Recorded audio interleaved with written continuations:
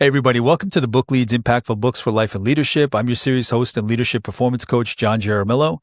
This podcast series is about getting to the books that have impacted the lives of the people in my network. So these are great leads that I'll be interviewing on those books. I want to know the book that's made the most impact or stood out the most on their work, who they are as a business person, entrepreneur, worker, whatever it may be, whether in their worker life or personal life, all those worlds intersect.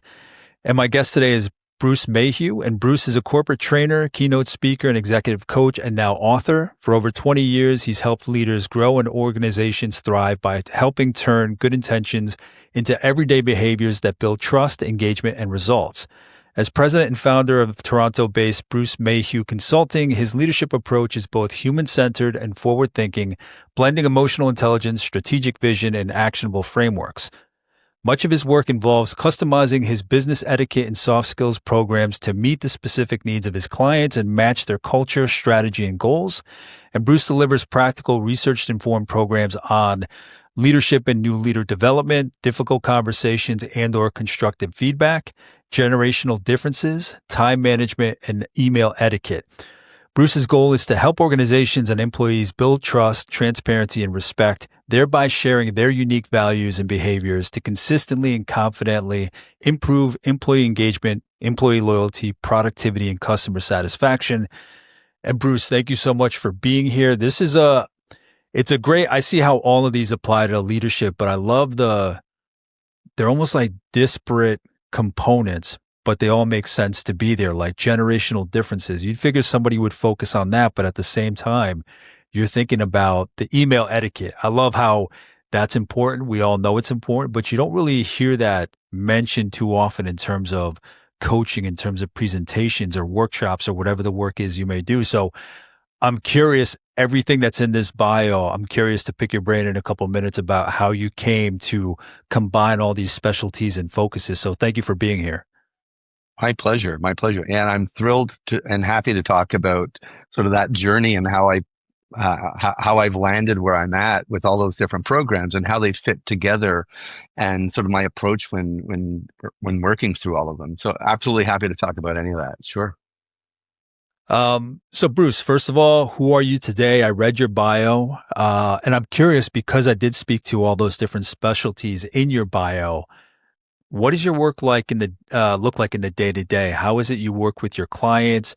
Yeah, I'm curious. One-on-one, group, workshops. What is it that looks like, so that the listeners and myself we get an idea of who's going to be sharing the book with us?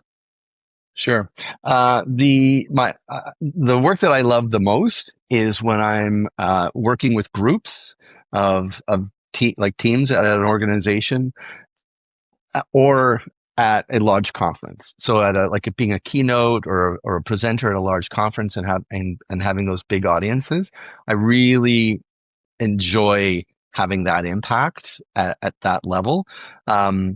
The work that I do with organizations, sometimes it's a small group of 5 people, sometimes it's a group of 30 people.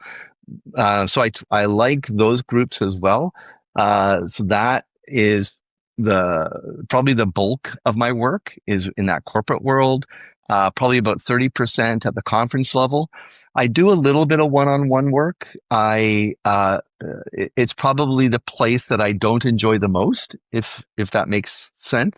And so I do a little bit of it. When I do it, I am very careful about who I work with. So I want to make sure that the person, if I'm doing a one-on-one, that the person is fully invested, right? So it's not, hey, my boss told me I needed to work with you. I usually will say, you need to find somebody else to work with.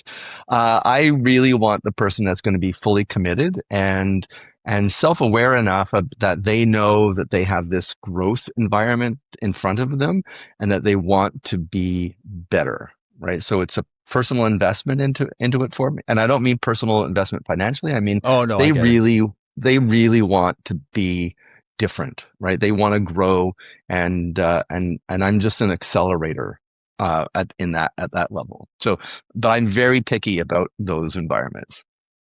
Bruce, when you speak about, and I get it completely, when somebody says, "Oh, my boss wants me to do this," Before we jump into the my other questions, have you had conversations, whether early in your career, later, wherever it may be, where the person did start off like that, but it did end up working out because, yeah, their boss wanted them to do it. Maybe they were a little hesitant, but maybe you had a session or a conversation or two, and they were able to kind of see the light and the benefit that they would get out of working with you? I would say it's probably about a 30-70 type of environment for that. The bulk of that is no, right? Yeah. Uh, I'm here. Tell me how many sessions I have to sit with you through, and let's cross that one off the checklist. Happens, unfortunately, far too often, Yeah. and which is sad for the individual, but it's also sad for the organization. Like, not only are they investing financially, but in a sad part, they're investing in somebody that doesn't want to be invested in, right? Yeah. So that's unfortunate. Uh, the other parts, though, it really is interesting when they actually turn on and say, "Hey, wow, I really do have something that I can click here." Still, those relationships are usually more short-lived. So they work through one scenario or one situation and then go, "Hey, that was great. Thanks." And it moves on. Yeah. Because let's face it, like, one-on-one coaching, it can be expensive, and not everybody has the budget to do that. So unless their organization is willing to foot that, most people, simply can't afford one-on-one coaching. Bruce, to understand how you ended up here and how we're going to dive into all the areas we're going to talk about when it comes to your career, your work, your upcoming book that's next year. Again, Mhm. I haven't mentioned it, but Bruce will be having a book coming out next year, but we're getting together to discuss a different separate book this time. When it comes to who you are today, what did that path to today look like? I usually like to start off around high school or when the person enters the workforce, but what did that look like in terms of when you started to now, the pivots, the highlights, or whatever it may be that led to who you are today and the work that you're doing? Sure. I don't know if you want to go all the way back to high school. I was at high school. I was a really quiet individual. Just sort of kept to myself. Had a few friends, not a lot. My family moved from one city to another one about halfway through my high school, and I don't know if anybody's ever experienced that, but it from a teenager perspective, it's awful. Yeah.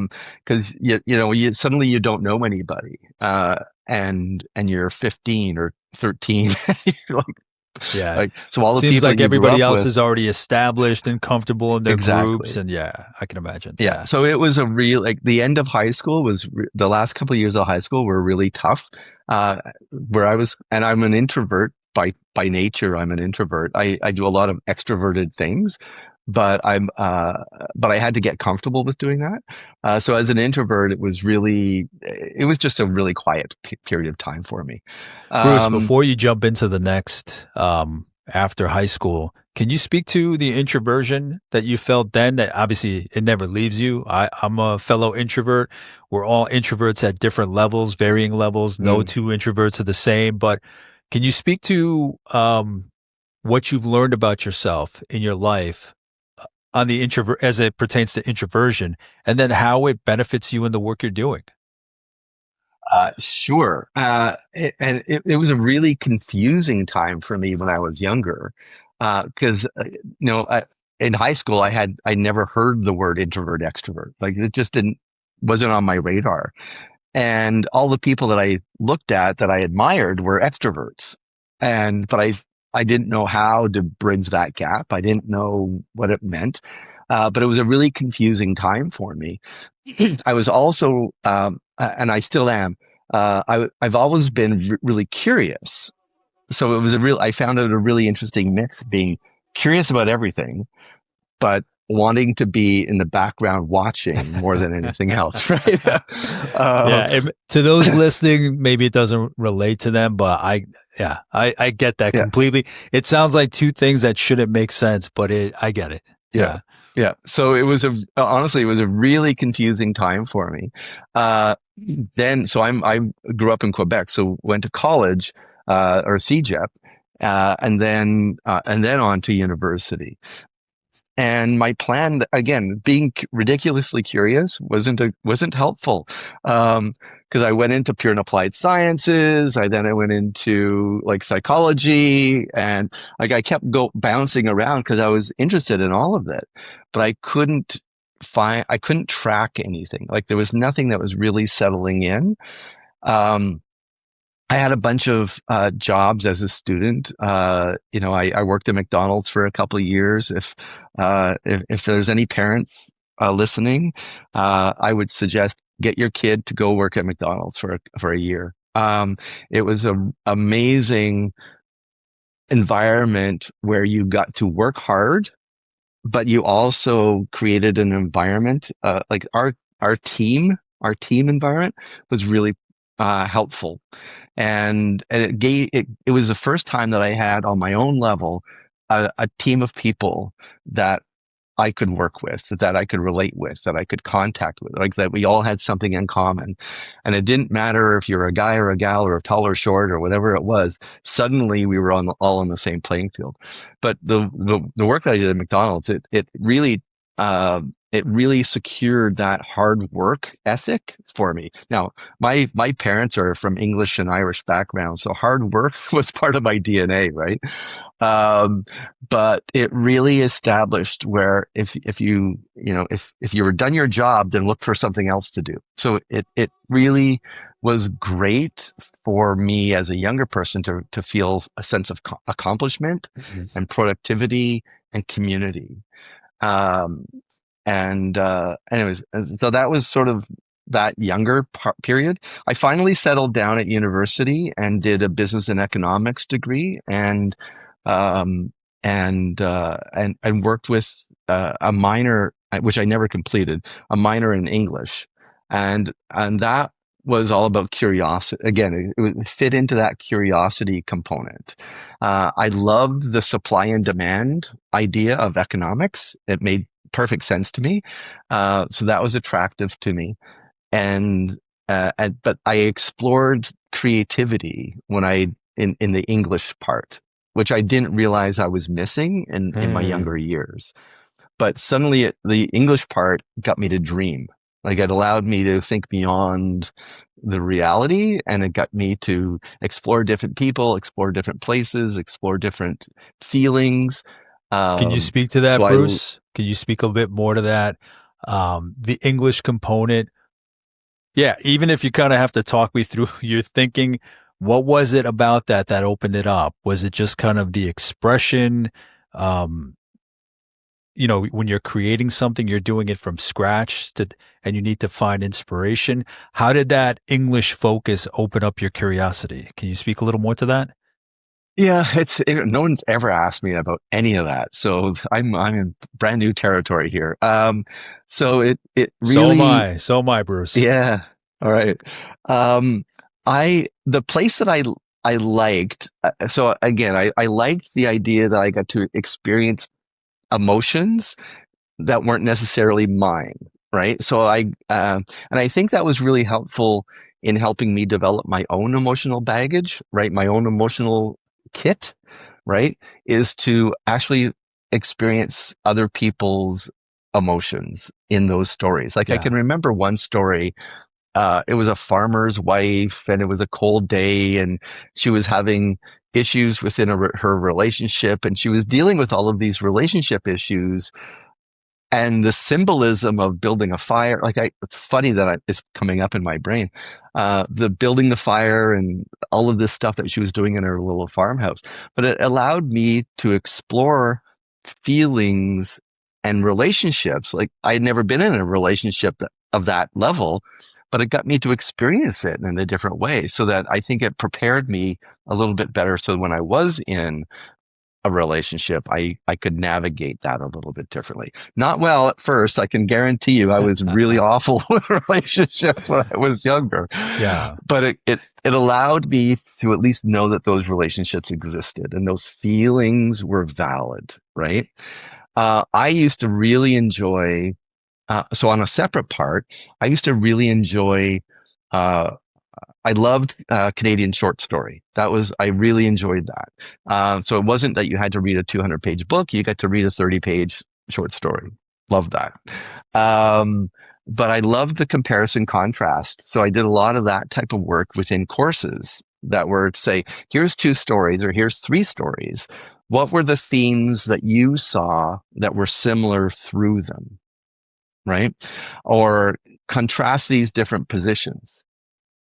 And I really enjoyed that aspect of tearing things down and building them back up in how I saw them. Right. So it was because it got me to, it allowed me to argue with myself, if you will, about what was going on and to explore and to think about what was happening in that story.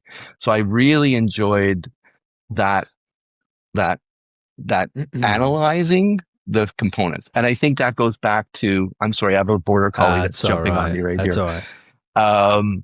It really got me thinking. And I think from that introvert perspective, it allowed me to sit back and watch again, Yeah. but in a different way, right? Yeah, yeah, like you said before, that story that you had read or those kind of stories taught you about certain feelings. So it kind Yep. of gives you a primer of how to sit back and look for things, observe things. Did you study or take any courses in philosophy while you were at university? I did a little bit, but I had to stop because I started analyzing everybody.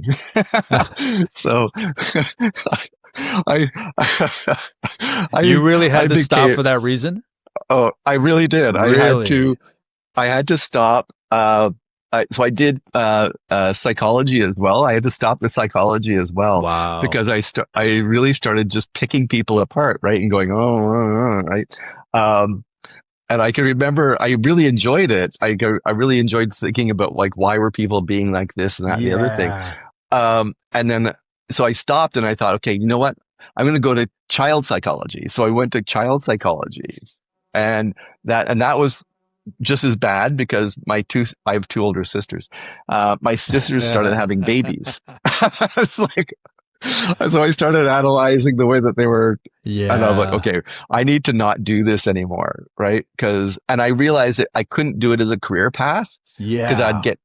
I'd get way too connected, right? I'm like, okay, Yeah. this Just is, in relating to that with the whole introvert versus curiosity component, I grew up kind of similar, very quiet, very observant of the world around me. And I know it benefits us now, but then it mm, was kind of like you were just taking everything in, everything that was yeah, going on. So I can only imagine I can understand where you're coming from, where it's like maybe understand where you're coming from, where you're like, okay, listen, I don't need a prescription of how to break people down and look at people and think about them because I've been doing that my whole life. It's almost like yeah, it opens a door to go deeper into yourself when you're trying to kind of get out and get more creative. I don't yeah, know. yeah, That's yeah. that's just my take on that. Yeah, no, it was a really and again, if I knew then what I know now about empathy and connection, and I was playing in, I it was like playing hockey and not knowing any of the rules, right? Yeah. It was like living in a life and not knowing what my boundaries were and why people were behaving, but I knew that I was experiencing things. Yeah. Just a really fun, silly story on that one.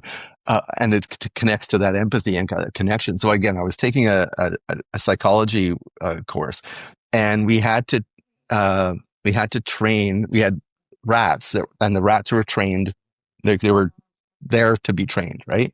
And so everybody got a rat, and you had to train your rat to press the bar when the light was on, to get the pellet, and so it was all about that whole socializing Yep. and kind of thing. And so went through the whole class and all the series through the semester. And at the end of the semester, we were like, okay, teacher, like prof, what happens to the rats? And the prof is like, hey, no, don't worry about your rat. It's going to be fine. We send it to this farm who raises eagles or some type of bird, and they get Rats. eaten. Yeah. They get eaten. Yeah. And I'm like, I have a bond with my rat now, right? I'm like, I can't have my rat eaten. What was your rat's So I name? kid Mr. Wug, Mr. What? Mr. Wug, W-U-G. Okay. Yeah. Why is that? It, so in my psych book, there was an example of this socializing, and it was about, it was two birds, and it was a Mr. Wug and something else. And I can remember the name Wug Gotcha. really Gotcha. made Gotcha. me laugh. Yeah. Um, and so I named my rat Mr. Wug. Um, but I couldn't have Mr. Rat being eaten. So I actually, coordinated with a friend of mine at university, and, actually this was college, and they agreed to take Mr. Wug as a family pet. And so Wow. I kidnapped Mr. Wug, and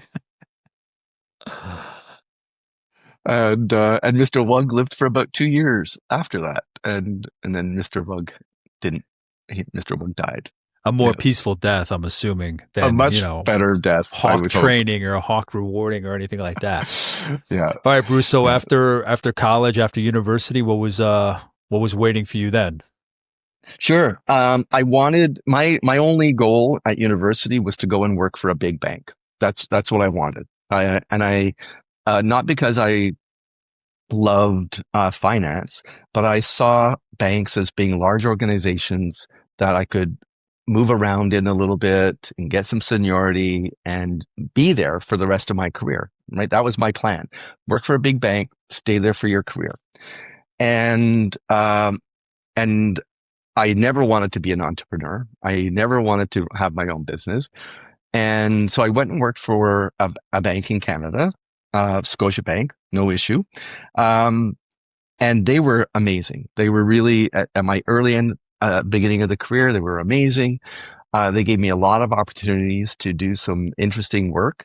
About 2 years into my work at Scotia, they they asked me if I would like to be part of a specialized sales team that was launching this new product called debit or direct payment, right? Mm-hmm. That didn't exist in Canada, and so it shows how far back it goes. And so I did, and it was a really exciting time for Canada. It was an exciting time for the bank. It was an exciting time for me. Uh, we did some specialized training. We got sent to Ottawa, where the initial pilot was, lived in Ottawa for 6 months, launched the debit in Ottawa, was successful, uh, came back to Toronto and supported debit from, okay, it looks like this is going to work in Canada. How are we going to do this? I started developing sales materials because we had this really small team and zero budget. So I started developing sales materials and training materials for the product with our corporate graphics team. So I used my sales experience to start developing these support tools that we would need. I was then asked the next year to go out to Vancouver and launch in Vancouver. So that was the next phase. And so there was two of us that went to Vancouver. Uh, Within a month, there was only one of us. And so I ended up staying in Vancouver for 8 months, launching debit in Vancouver. Came back after that, back to Toronto. And at that point, debit just exploded across Canada. And so I became part of the corporate sales position Mm-hmm. to launch debit into the large stores. So like Loblaws, like anything that was big, that's where we were focused.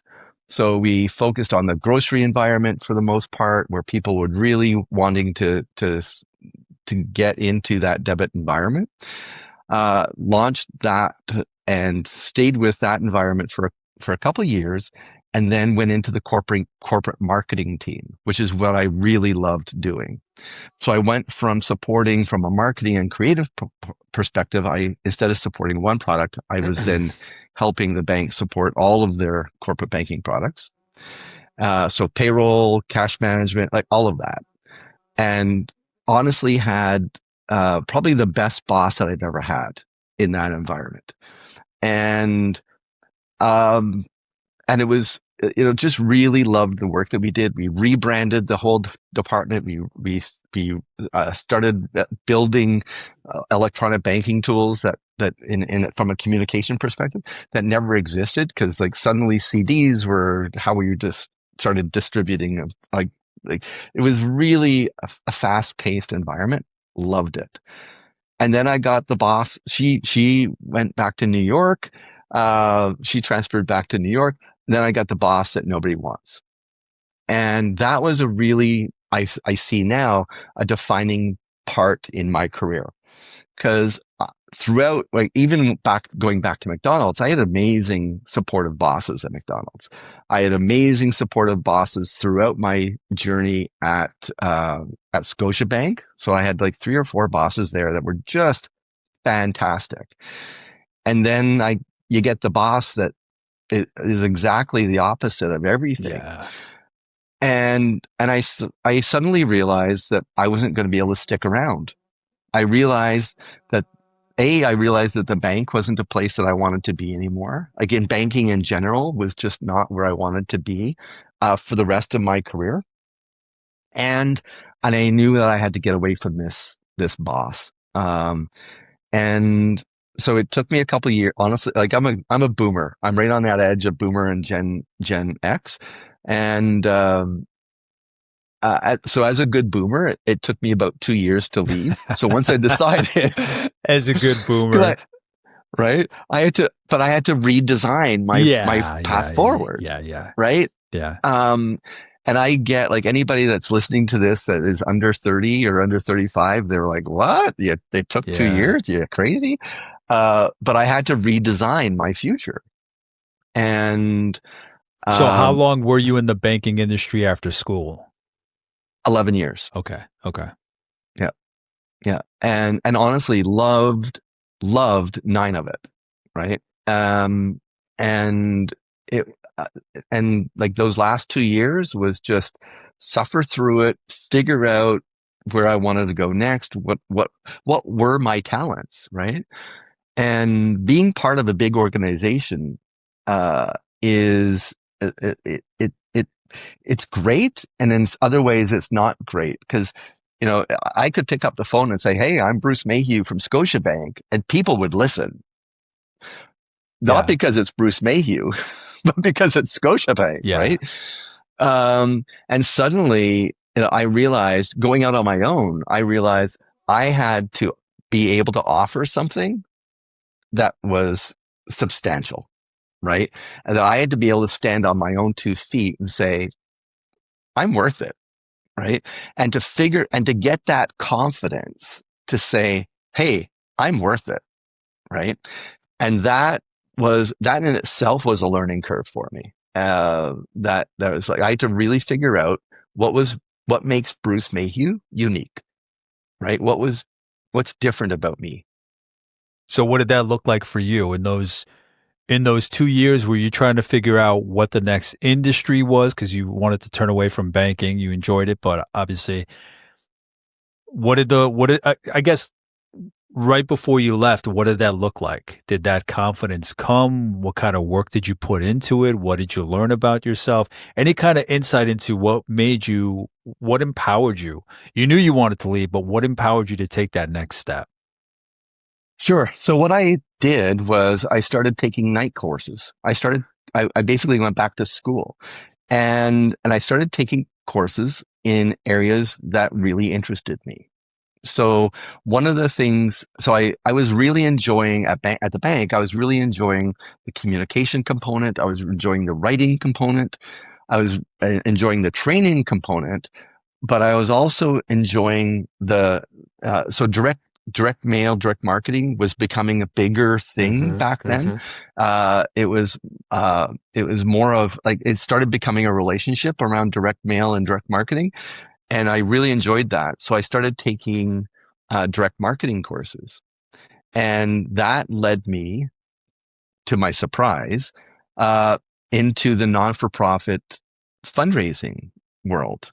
And only because one of my professors was probably one of the best individual giving direct mail people in Toronto and perhaps even Canada. But and I was really enjoying this direct mail stuff, this direct marketing stuff. I love the idea of testing package A to package B and like all of that aspect of it.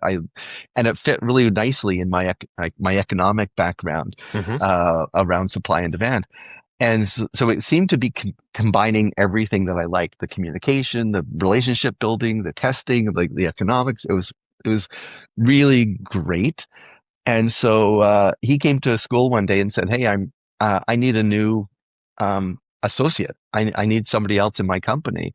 If anybody knows anybody, and so basically I put up my hand and had a meeting with him and said that I was looking to leave the bank, and this looked like a great opportunity for me.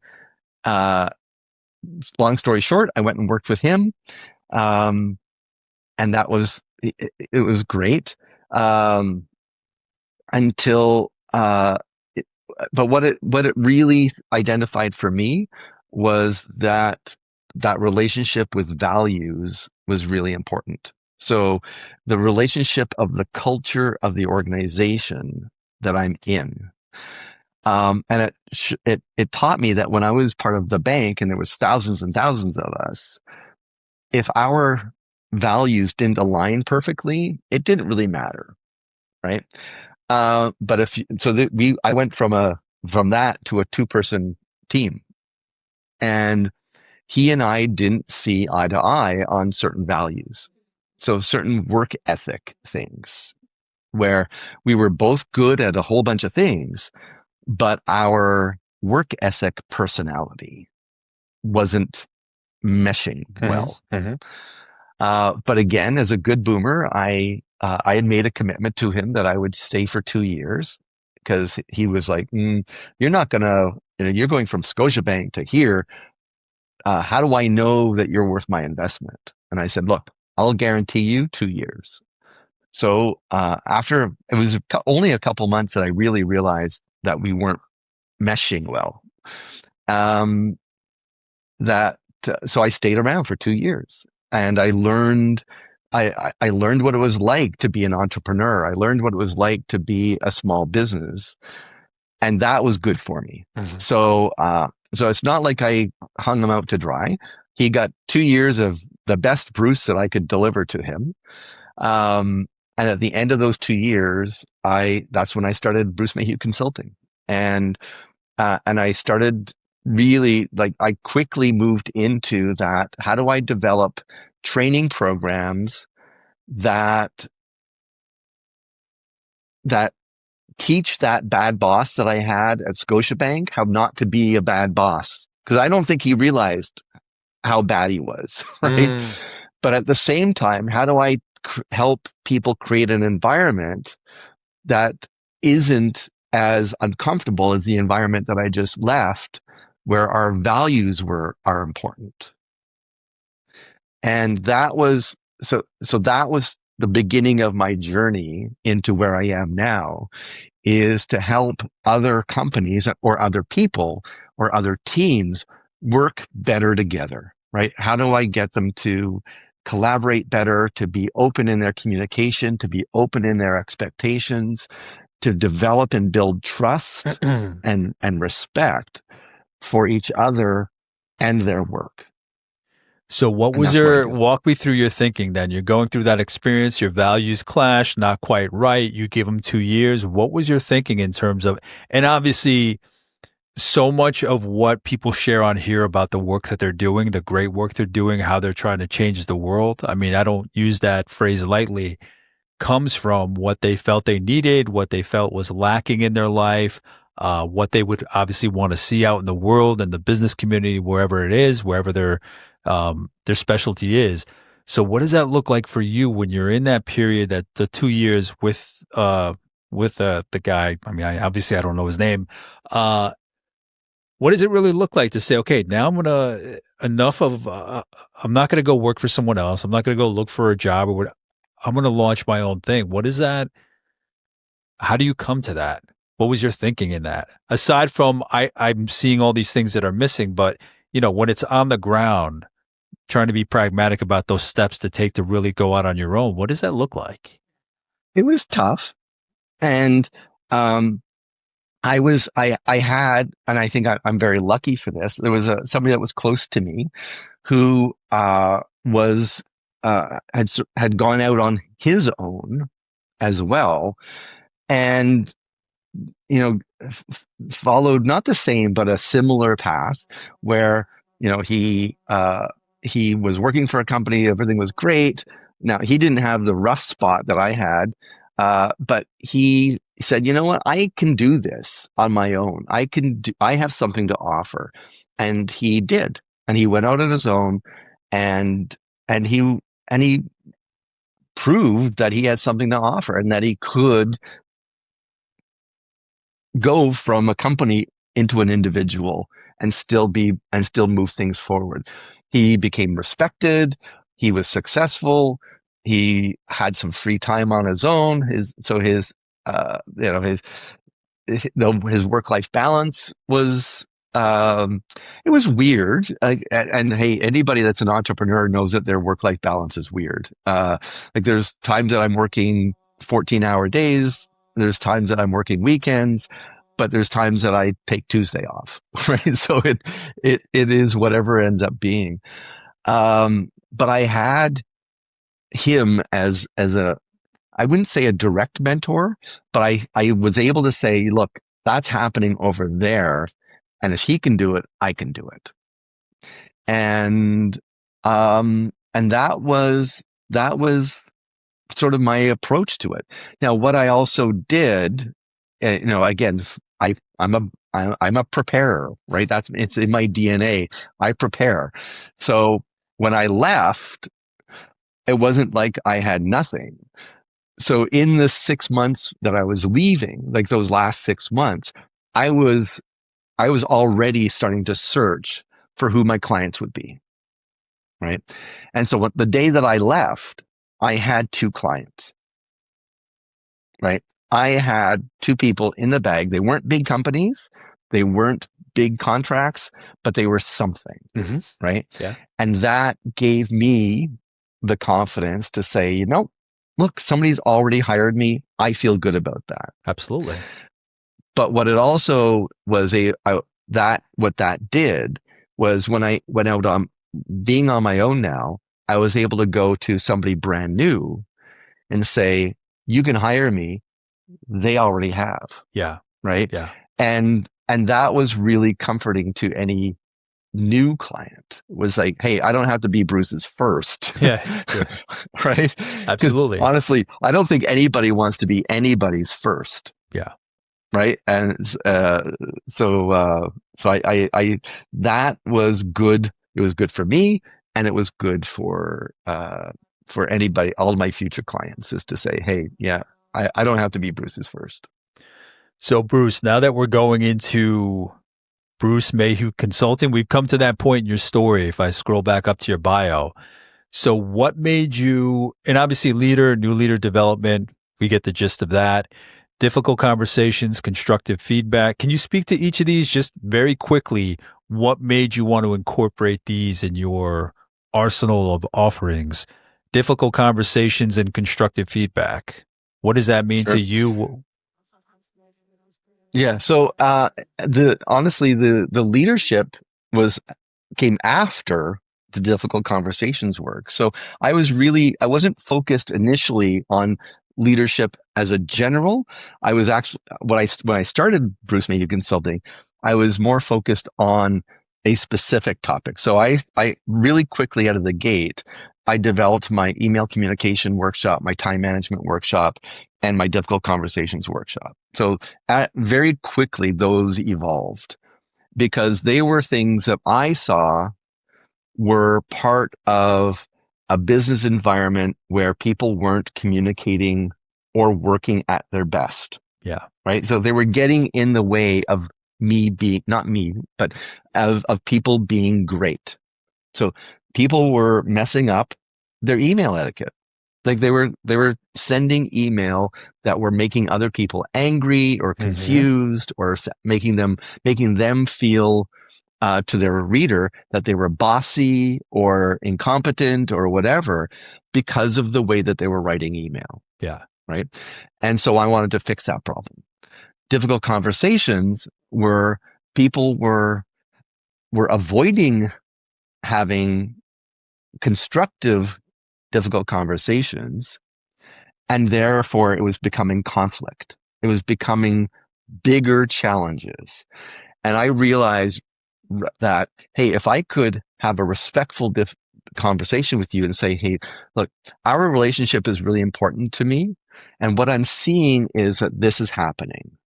And what I'd like to talk with you about is how do we make this go away or more productive, or what can I, like, it was, so it's that difficult. How do I have, and whether it was around performance or whether it was about me not getting a promotion that I wanted or whatever it might look like, people weren't equipped to have difficult conversations that were safe and respectful. And that was impacting their bigger relationship and potentially my career options. Right. So Yeah. like if my boss isn't going to have a difficult conversation with me, but instead just say, hey, that Bruce is bad at that, and that's just the way Bruce is, that might impact me getting my next promotion. Yeah. Right. So as an employee, I want to have that difficult conversation. And as an employer, I should also want to have that conversation because I want to make sure that Bruce is the best Bruce that Bruce could be for my company. Unfortunately, people were not having those difficult conversations. So I wanted to help them with that. And then the time management was actually, the time management came out of my email etiquette workshop because I realized that good email etiquette was good time management. Mm-hmm. Because if I can write one email that is crystal clear to you about what I need from you or what you, then I don't have to follow up. I don't have to make a I know. mistake. We don't I have to know. redo the work. We don't have to, like, there's all of this waste of time That's that happens with. that's why I'll take this win. One of the great compliments I get about people coming on this podcast is how clear my emails are. Like everything's bulleted here. This is what Yep. I need by the time we sit down. Yep. This is the stuff I need afterwards. This will help me promote it. All that stuff. And I bring it up only because, like what you said, to save us time.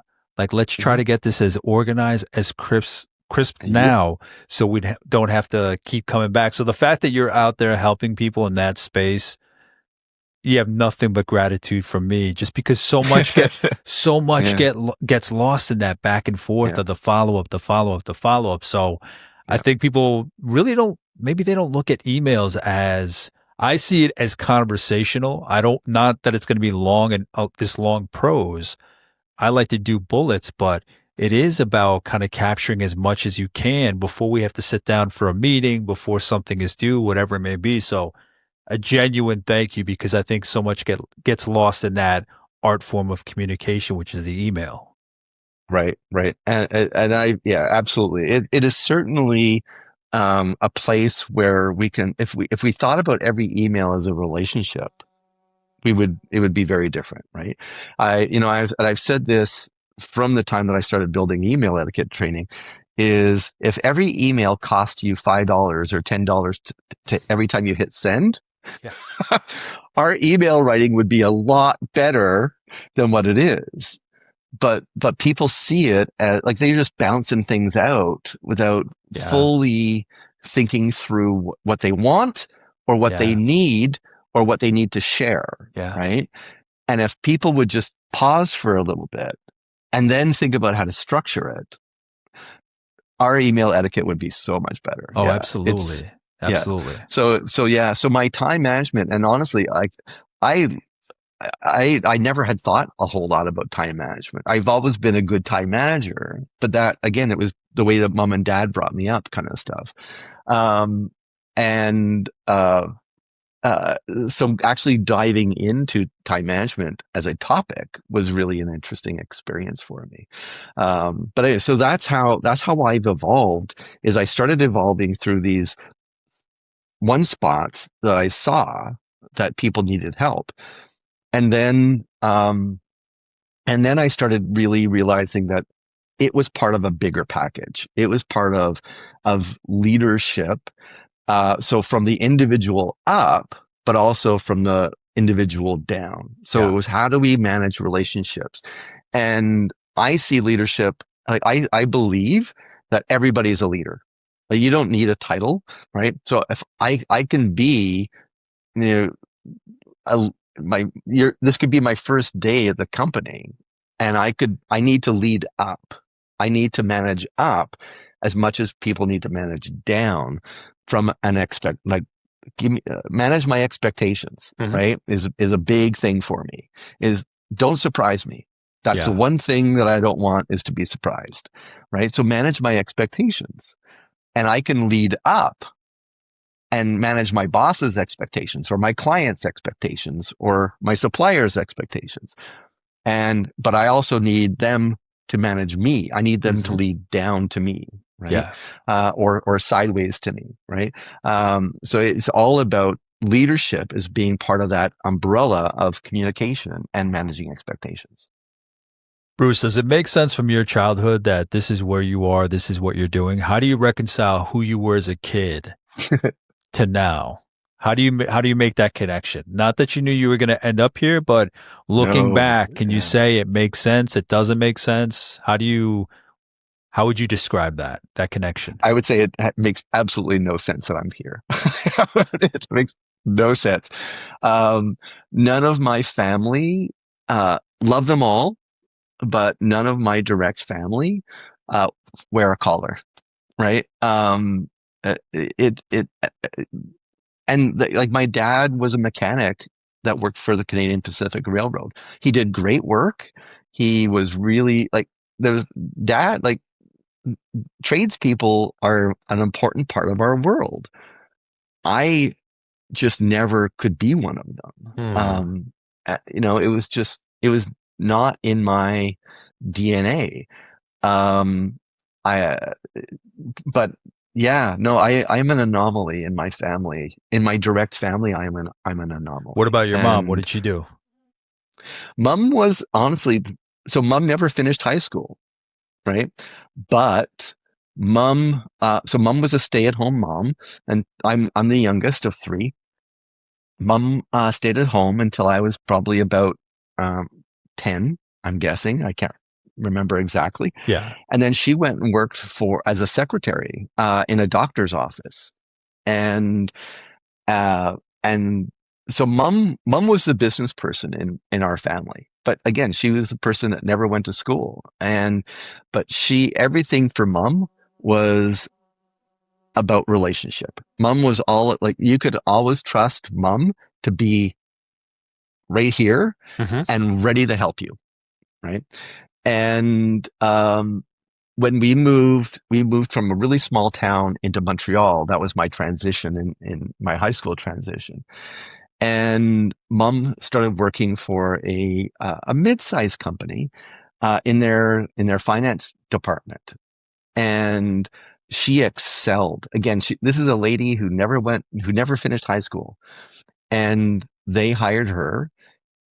She worked in their accounts receivable department, and there was one year she got three promotions. Like, mom was a powerhouse Yeah. I mean, of effort. I subscribe and I believe in those articles that have come out over the last, I don't know when they started, but where they talk about the stay at home moms, the ones that aren't in the workforce. If they were in the workforce, what kind of value could they bring to the workforce? What would their compensation be? The CEO of the household. So I absolutely believe it because when you have to contain the chaos that is a household, Yeah. that's a Yeah. transfer, do train me in whatever you need to train me, but then the work ethic, the Yeah. showing up, I mean, the raising Yeah. of three kids of varying ages from start to finish, from morning to sundown.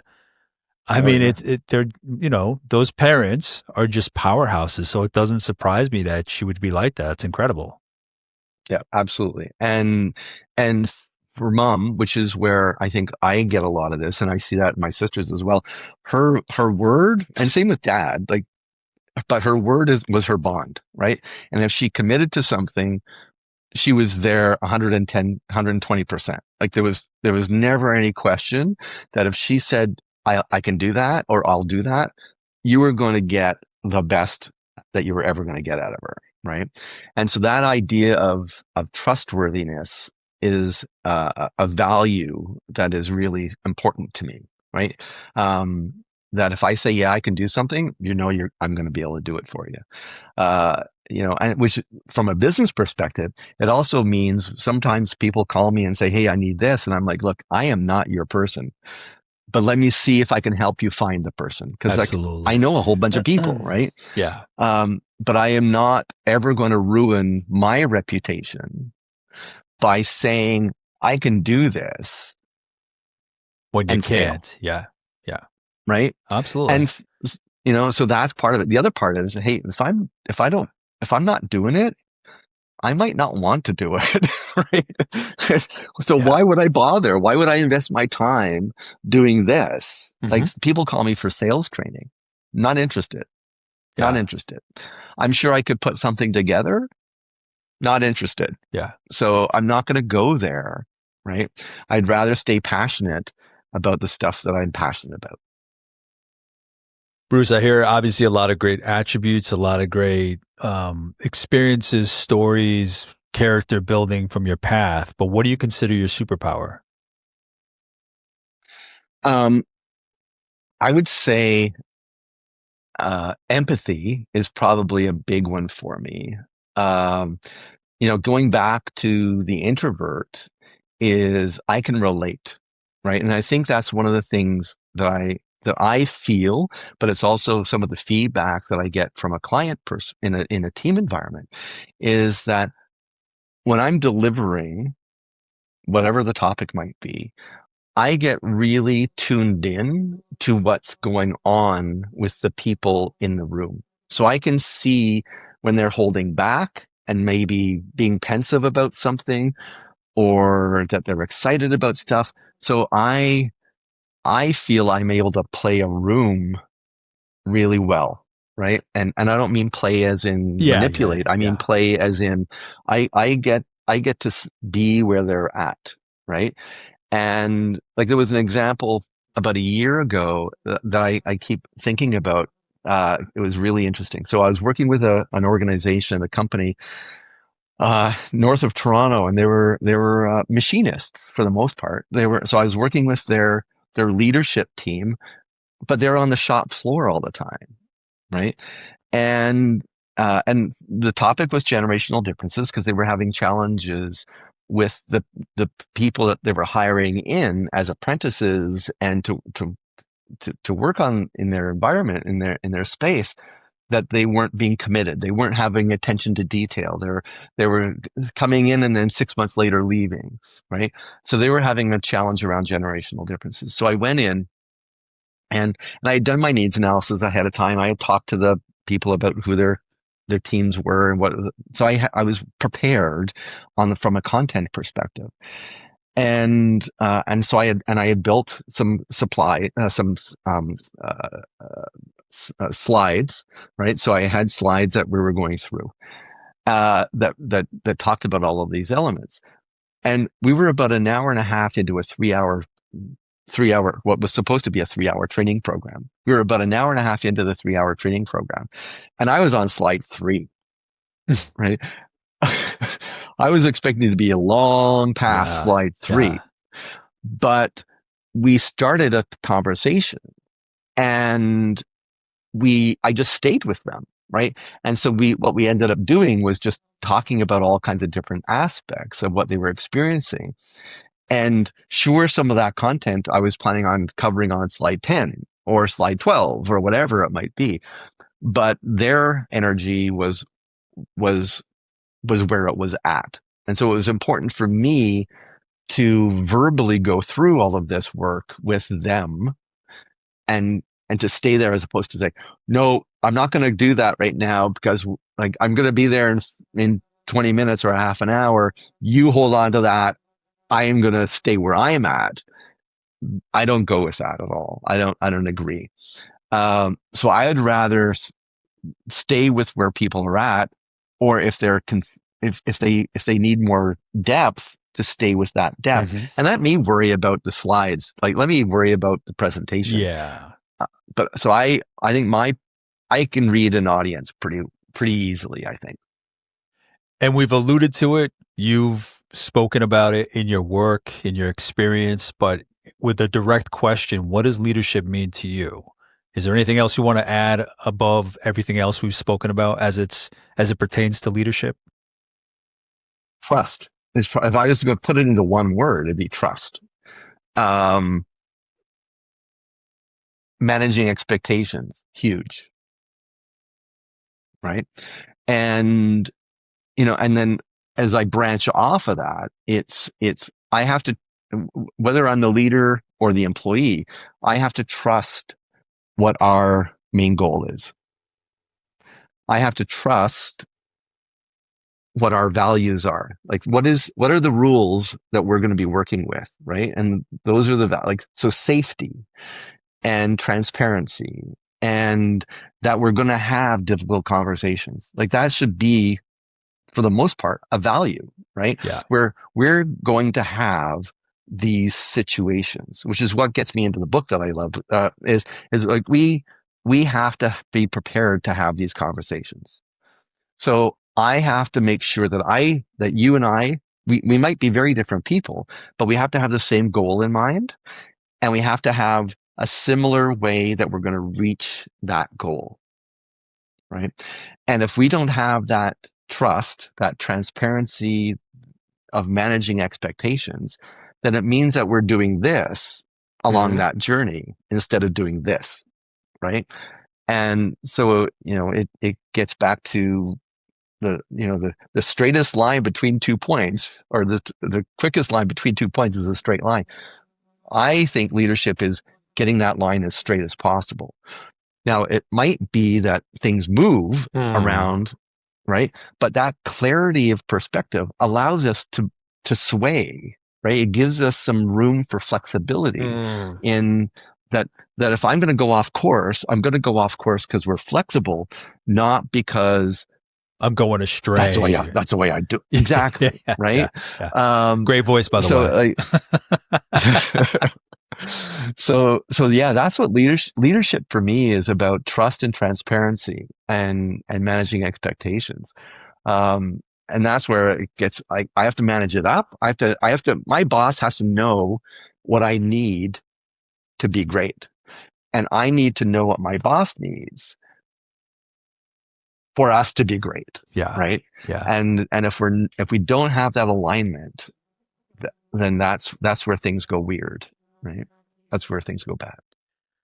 Bruce, now jumping to the book, can you introduce the book and kind of give us an overview? Just I don't know if maybe you had heard of the book or you just happened to come across, but yeah, an introduction, the title, and just some thoughts on the book. Sure. So the book is How to Work with Almost Anybody or Anyone, and it's by Michael Bungay Stanier. Michael, for people might know, Michael wrote the best-selling book called The Coaching Habit, and so it's the number one coaching book out there. So it's sold millions of copies, and he's written a bunch of other books as well. And this is his latest book, and it actually came to me really, really interesting. So you'd mentioned that I'm in the process of writing my book. I was invited to dinner this spring by two gentlemen who are currently sort of having little mini dinner parties all over over Canada and the States. And what they're doing is they're bringing together authors, and just so that they can talk to each other. Now, I was lucky, fortunate, whatever the word you want to use, because my book hasn't been published yet. But they invited me to dinner, and there was 5 of us at this dinner, and Michael was one of the individuals that was at this dinner. Now, I had read some of Michael's work before, but I had never connected him to this man.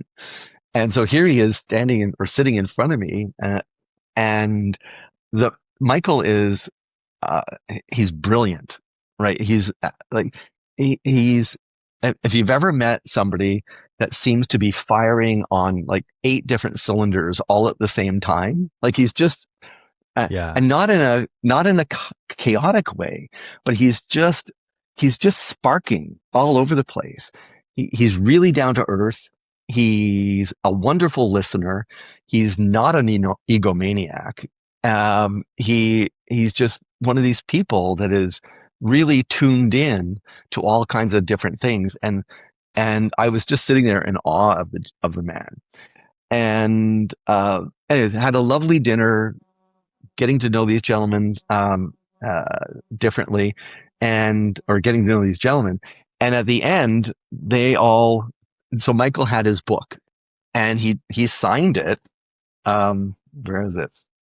He signed it Very and cool. gave me a copy of it. And um, so I went home and I read it, and I was like, oh my goodness, like I was really amazed. It was a great way to bring that dinner forward, even and to read Michael's book. So that's how I got to know Michael Well, I don't know if I'd say personally, but Yeah, I mean, how I got to know. in Yeah, person. Yeah. yeah, in person. So, and Michael and I have emailed a couple things back and forth since then. But anyways, that's how I got introduced to the book, and it's a really interesting book. At first when I looked at the title, I thought it was about it's sort of, and maybe it's because of my difficult conversations background, Yeah. but I thought it was going to be about how do I deal with people, right? How do I have those conversations? And I really feel that this book, so from the first page that I started reading, I started feeling it was more about self awareness, right? It was about me presenting myself forward so that I can work with pretty much anybody. So that's how Gotcha. I started reading this. And it's interesting that the positioning is not necessarily about self-awareness. In fact, I don't think he's used the word self-awareness through the whole book. But I kept, like, every time I turned a page, I went ding ding about self-awareness. In your communication with him, did you happen to mention that was something you were taking away from it at all? No, I haven't had that conversation with him about my perspective of the book. So Yeah. I haven't gone there with him. My communication with him subsequent to the dinner, because he had mentioned, he had asked at dinner, he goes, so what's the name of your book? And I'm like, I don't have a name for my book yet. So at that point it was unnamed. And I had given the table an introduction of what I was doing around the book. And he said, oh, your book should be called this. Boom. And again, spark, spark, spark, spark, spark, right? Some people are blessed with the sparks. Right? And he just laid it out on the table. And I was like, I hate you. Right? Like I'm at dinner. What am I supposed to write this in? Like, Yeah, I have nowhere you've to been write this. toiling over this probably for months and couldn't come up with something, Right. and yeah. He just banged it. Some Right. people are just And next I was level. like, wow. Right. And so part of the communication that I had with him afterwards, and again, he's been very gracious, and was like, Michael, can you tell me again So is that what that was? what he provided that night? Is that what you went with? No. But it brought me down a path that did lead me to where I'm Okay. at now, which Okay. I'm very happy about. So, but it was that he gave me a spark in a different direction than I had been going. Yeah. And I mean, in general, a conversation like that, it's like, I don't even need the answer, but just the spark, because you end up somewhere that your thinking led to, but just that spark from someone was just kind of a push in the right direction. So it's amazing. Right. Right. So it was very interesting. And again, he was very gracious, because like somebody of Michael's character or prestige, he could have just ignored my email after that. Right. But he was really gracious and quite wonderful. So, yeah. Bruce, can you provide an overview of the book, kind of to outline how Michael walks the reader through his thinking on the topic, on working with anybody, whether it's chapter titles, whether he breaks it down into sections of various chapters? What does that path look like for that he lays out for the reader? Sure. And he does a really great job of it. So he basically starts with five main questions that that he believes that are the start of any really good relationship. So let me I marked it just because I figured it was best to get No, I appreciate it. Michael's words on this one. So he calls it a Keystone conversation. So when you're having a conversation with somebody, and it could be somebody brand new, or it could be somebody that you've known for a while.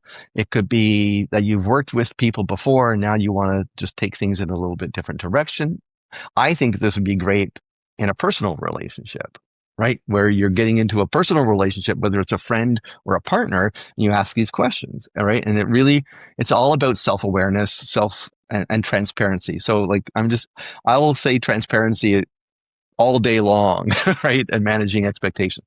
And that's what this really did for me, was these five questions really stood out as a catalyst for transparency and managing expectations. Okay. So his keynote conversation is all around five questions. So it's, when are you at your best? So what's your best, right? What are your practices and preferences, right?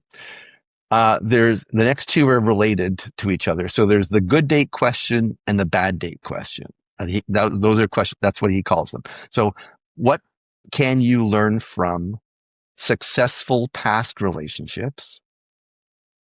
And what can you learn from frustrating past relationships? Right. And then the last one is the repair question that I love, because it ties into my difficult conversations work, is how will you fix it when things go wrong? Right. Because Michael, I think, is a very realistic individual, and every relationship is going to go wrong at some point. You're going to run into a bump somewhere. So the question is, when I run into a bump, do I ignore it and make it worse? Do I blame you and have that hurt our relationship? Do I blame me and get more cautious, right? Whatever it might be. Instead, how do you fix it Yeah. when things go wrong, right? So those are Michael's base questions, right? And then he goes through the book and he expands on them. He goes deeper into them. He talks about them. He talks about where they sit within relationships. That I find is really helpful. But those five keystone questions, or keystone conversation components, are really where the meat of this book sits. And I think that's where it goes really well. Yeah.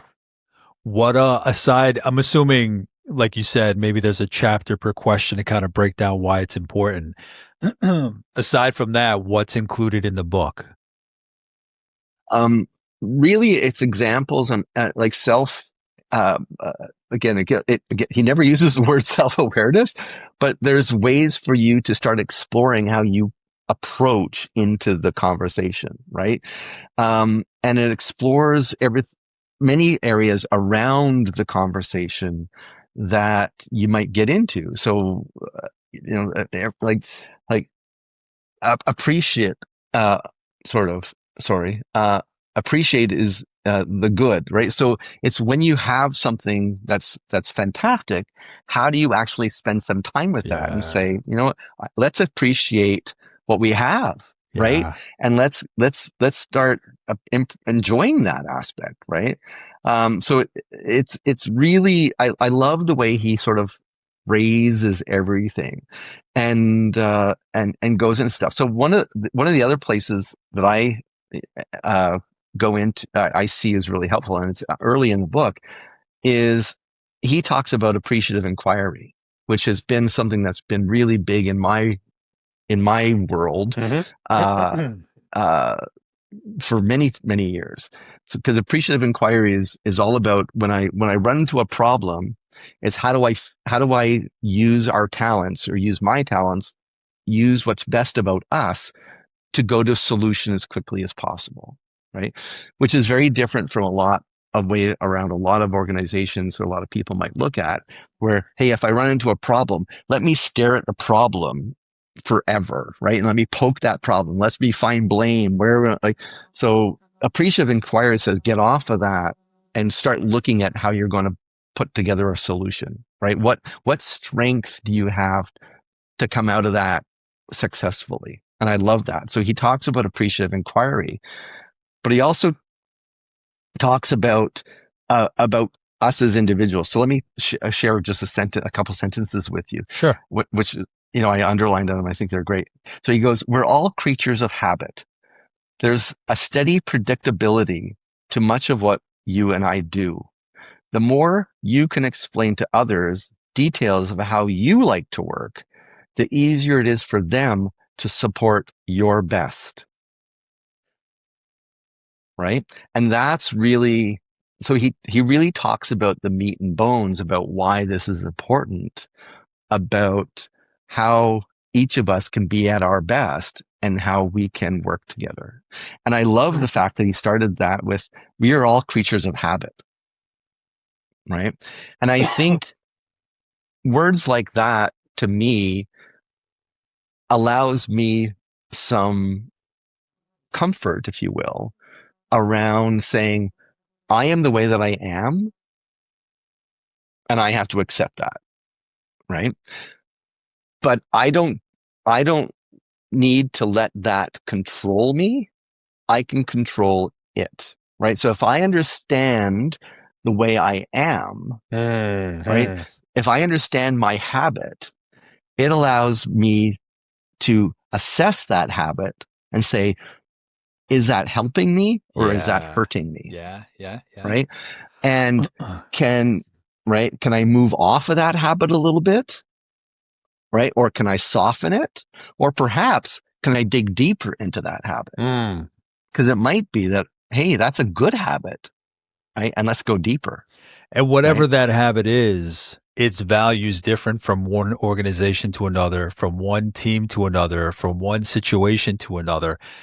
I think once you get into this habit of looking at things through the paradigm of these questions, we shift away from that default cookie cutter behavior to learning how to customize it to our environments, depending on where we want to be. And with more exercise, it kind of becomes more natural. You're listening quicker so you can adjust your behaviors, your habits. But I love that because so much of what we do in life, we think there's kind of like this traditional idea of success was just kind of put your head down, grind it out, hustle it out, work hard. Whoever finishes the quickest, whoever works the latest is the most successful, whatever it may be. I think we're just in such reactive mode. We just kind of take what is coming at us and just react the way that is natural to us. That I like that this has us stop and self-assess, right? What is working? What isn't? How can I adjust? We weren't taught to really ask those questions. It, again, was about just the hard work. And think about all the energy we're expending and the way that we're expending it isn't the most efficient, isn't the most productive, where we can kind of rein in and adjust our energy based on things that are outlined in this book, our habits. Like, I love that he says, go back, what worked? Go back, what didn't? Why? Instead of just saying, okay, I made it through this day. I made it through this day for that only reason. For that only reason, it was successful. Instead of, okay, let me look back and really look at my relationships, look at the conversations, look at the emails, what worked, what didn't, so that I can adjust it going forward. So I think so much of what we can improve and help ourselves with is within our grip if we have those prompts that Michael lays out in this book. So I love that self-assessment. It is. I love how the title makes you think it's going to be one thing. Like, how am I going to work? Honestly, this is what I thought. How am I going to work with these assholes kind of thing? Yeah. But it is really, it's got to be the same way I have the expectations for myself. Others should have that for themselves. And then, how do we coalesce? So I Right. love it. I love it. Yeah. Yeah. No, it's really, I find it really eye opening. And what I love about the way he phrases it and the way he positions things forward is that like my relationship with you is going to be one thing based on our preferences and how we work and when we're at our best and all those things.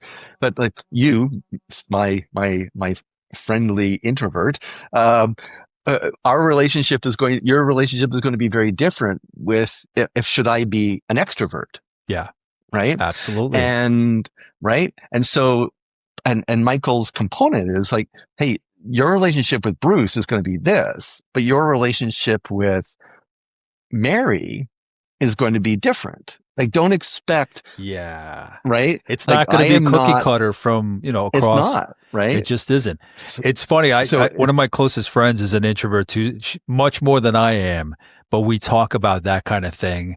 And when we were in school, in college, we talked about networking and what it means. And we had the conversation about, okay, this is the way we are, but mm, we have to meet the world kind of halfway. This is what, mm. we need to get out there. So this is the way that I am. But at the same time, I know that I have to, if there are certain things that I want, there are places that I have to step out of that comfort zone to meet the environment where it is, not compromise anything necessarily, but stretch just a little to meet people where they are. And if you're going to stretch, what do you need to do to prepare that stretch, right? Like, how do you warm up to it? Or what do you need to feel safe, Yeah, right? absolutely. Absolutely. Because I think Right. so many people, I mean, it wasn't until when did I read the book Quiet? Maybe my mid 30s, early 30s, mid 30s, where I always knew I was an introvert, but then reading that book gave me, like you said, in reading your stories, it gave me insight into how other people, what they emote, what they believe, Mm. what they feel. I'm like, holy shit, like this is what I've gone through my entire life. So it's a learning journey. It's incredible. But again, we've talked about it. You and I have talked about it. The strengths that we've gained from that introversion. So I appreciate that I'm able to share that with you back and forth. Absolutely. So, yeah, so and I could talk more about the book. I can, like, there's parts where, uh, he talks about, um, how if you do encounter bumps, right? If you do encounter challenges, it's how, and this was really insightful to me, is that how when we actually work through those challenges with somebody, our relationship usually gets better after that fact, right? So if you and I have something that we have to struggle through, and probably it's without that, we're learning something about each other. We're Mm. learning about what's at our best, when we're at, like, what do we need in order to do these things. But if we actually commit ourselves to getting through that situation, our level, now this is my words, not necessarily Yeah. his, but Yeah. our level of trust in each other has just gone up. I Yeah. trust you a little bit more that I can be vulnerable, right? And I know that you are going to be committed to our relationship or committed to the project or committed to whatever it might Yeah. be. But if you and I have, instead of throwing it away, our relationship, if we've actually sat down and worked through something, whether it's personal or professional, if we were able to commit to working through that, our trust level, our understanding of each other has just gone up, Hmm. Yeah. right? Which Yeah. probably means that we're going to be better Yes. than we were before. It's funny. I Right. nod because in my personal life, I can be stubborn. Um, but in my personal life, whenever I've gotten into arguments or debates or fights, not fights, but just arguments with Mm. friends or relationships, not even in the workplace, outside of the workplace, Yep. I've always said after the fact that I enjoyed them. Mhm. Sounds weird just laying it out like that, but I enjoyed them because they were a reset. I enjoyed them because up until that point, I wasn't delivering what I was supposed to. The other person wasn't delivering what they were supposed to or saying what we wanted to. We weren't really being open with each other. There was something that Mm. each of us was doing that wasn't quite off, and that's why we weren't coalescing. So Yeah. I appreciated those experiences because for me, anytime there was something like that, or if somebody was too passive aggressive and holding on until they exploded, it's like, okay, here's the reset. Now we're being Mm. honest with each other. Now at this point, all the cards are on the table. It shouldn't have gone that long to this point. All the cards are on the table. Going forward, let's not hold off on expressing what we need. Let's be more considerate or respectful, whatever it may be. But it was always a great reset because to me, and I always used to say this was now I know where our foundation is because now we're being completely honest with each other. We're not holding up a facade. We're not trying to keep appearances, whatever it may be. So I like that. Again, I don't want and it's incredible when you get from reactive the way I was to proactive. Okay, Mm. what can I lay out going forward so we don't get to the boil over. So thank you Yeah. so much for Yeah. sharing that too, Bruce. Yeah. No, I'm happy to share it with anybody and yourself. Yeah, absolutely. It's a highly recommend this book. Bruce is in wrapping up, is there anything you want to share? Anything I might not have asked? Anything that you want to mention? Anything at all, my friend? The floor is yours. I don't think so. You know that there's a book coming from me, so that's very exciting. That was the other thing I wanted to But ask. Why don't you kind of just give some quick insight into? I'm going to have you back when the book comes out to discuss your own awesome. book. Thank you. What prompted you? I can imagine, but what prompted you? What was the real trigger for the book? And then what do you hope to cover in the book or share in the book? Sure. Sure. So I've been writing a blog mostly for myself for the last 10 years. And it was a way as a solo entrepreneur, it was a way for me to argue a point with myself, right? So writing was a way for me to debate with myself. So I've really enjoyed writing the blog for me. Now it's up there and out there, but it really was a way for me to explore situations. So I've had a really good friend of mine, who's told me for probably 8 years, 7 years, that I should write a book. And I was like, yeah, no. What do I have? No, no. And long story short, I was at the Art of Leadership for Women. So I was helping. I know the gentleman who owns the Art of Leadership uh, brand, and it's a phenomenal conference. And so I've been helping my friend at this conference for a bunch of years. And I was at the Art of Leadership for Women last year and was blown away by one of the speakers. And I was invited to the VIP party afterwards, and suddenly I find myself in front of Denise Hamilton, and we talked for about 20 seconds, and she turns to me and goes, "So when are you writing? Like, what's your book about?" And I'm like, "Yeah, no, I don't have a book." And she's like, when are you writing it? And I'm like, yeah. and, and long story short, within the next probably about 4 minutes, two other authors came into the conversation and asked me exactly the same question. And I thought, okay, finally, I need to, the stars are aligning. The world's ganging up against me. Fine. I'm going to write a book. So, I was fortunate enough that I reached out to a publisher and was successful. And we signed a contract. It was great. It's actually the same publisher, oddly, as Michael's publisher. Oh, wow. Um, Wow. yeah, weirdly. And anyway, so I've been writing a book, for the last year. We're in some of the final editing stages now. So the name of the book is The Path of an Inspired Leader. So that's the book name. The idea is I wanted to take all of the experience that I had on how to be a great leader and share that in very short chapters, very small chapters, to anybody who was just becoming a leader or has become a leader and is being frustrated by it. So the book is all about like all the lessons that you need to know as a leader. So if you need to hire someone, how do you do that? Right? If you need to have a difficult conversation with somebody, how do you prepare for that? If you need to do a values exercise and understand what are the values that my company stands for, how do you do a values exercise?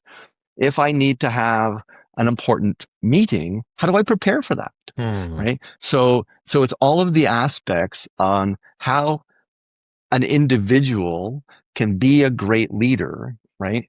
And they're any situation that they might encounter within a week, right?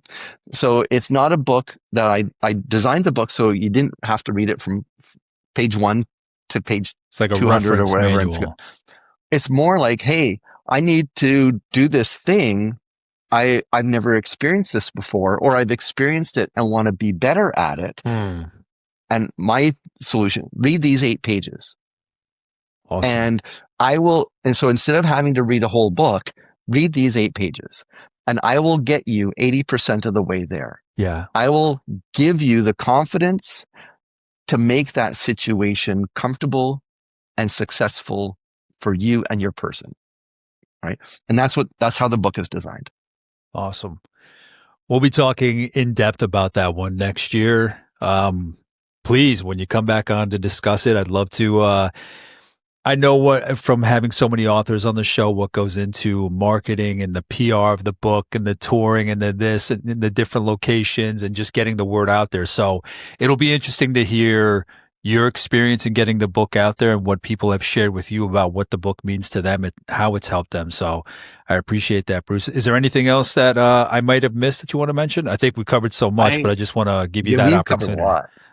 Yeah, no, this has been a big conversation. This has been great. It's been fun.